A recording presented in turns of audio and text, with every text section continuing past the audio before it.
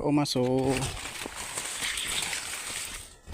kawawa yung mais ko kasi inatake ng uod na ayun, yun sa stem, binubutas, tsaka yung niya puno, ayun, binubutasan, tsaka kusa na lang yung bumabagsak yung puno, nababali kasi may butas na yun sa niya, stem niya. Ayun, marami sila. Ayan kawawa yung mais. Yan, yan, kusang napuputol yan. Yan, kawawa, marami yan. Ayun, nagkalat yan.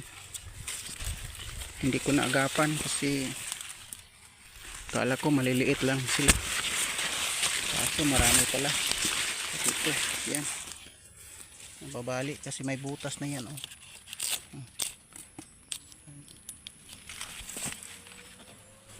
Yun, marami. Sayang, may bunga na sana. Yan, kalat, ang dami. Yan, andun ka sa labas ng maisan, hindi mo makikita. Andito sa gitna, maraming nababali. Sayang. Yan, hindi na ko ngayon nababali, wala namang hangin, kusang nababali yung mais puno kasi merong uod na bumubutas sa kanyang stem. Yan, dami yan, kalat.